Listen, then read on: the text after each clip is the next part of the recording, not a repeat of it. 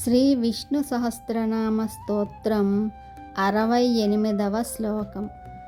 అర్చిస్మానర్చితః కుంభో విశుద్ధాత్మా విశోధనః అనిరుద్ధో ప్రతిరథః ప్రద్యుమ్నో మిత విక్రమః.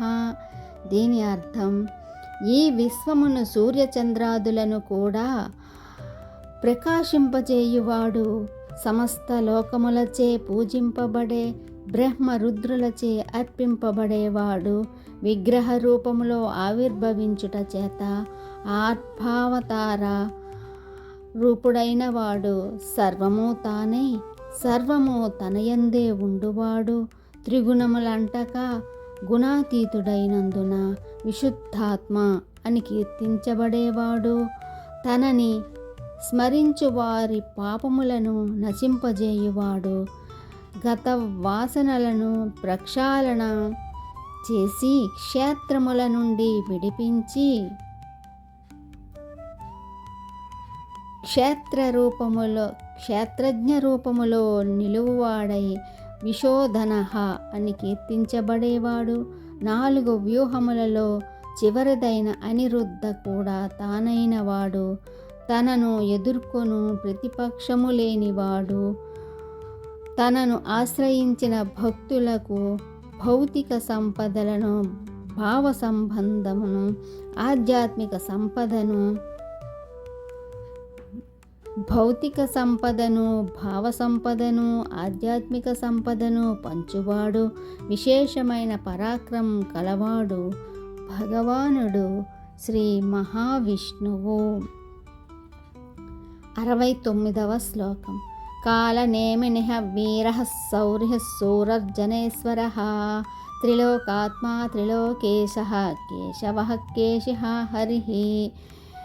దీని అర్థం, కలిదోషములను పారద్రోలి అవిద్యనంతమొందించి భక్తులకు శుభములు నొసగువాడు, వీర శూరుడైనవాడు, శూరులైన వారికి ప్రభువైనవాడు, ఇంద్ర రుద్రాదులనడి శూరులకు ప్రభువై శూరజనేశ్వరుడు అని స్తుతించబడువాడు, త్రిలోకములకు ఆత్మ అయిన అంతర్యామి, ముల్లోకములకు తన ఆజ్ఞకు లోబడి ప్రవర్తించుటచే త్రిలోకేశః అని కీర్తించబడువాడు, ప్రకాశవంతమైన ఏ కిరణములు గలవో అవి తన కేశములుగా యుండువాడు, కేసి అని అశ్వరూప రాక్షసుని వధించినవాడు, అజ్ఞాన జనిత సంసార దుఃఖమును సమూలముగా అంతమొందించినవాడు,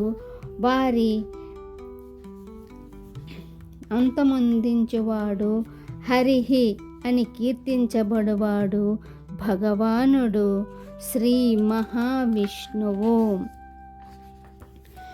70వ శ్లోకం. కామదేవః కామపాలః కామీ కాంతః కృతాగమః అనిర్దేశ్య వపుః విష్ణుర్విరోనంతో ధనుంజయః. కామదేవః కామపాలః కామీ కాంతః కృతాగమః అనిర్దేశ్య వపుః విష్ణుర్విరోనంతో ధనుంజయః. దీని అర్థం, చతుర్విధ పురుషార్థములను కోరువారిచే స్తవనీయుడు, అన్యచింతలు లేనివారి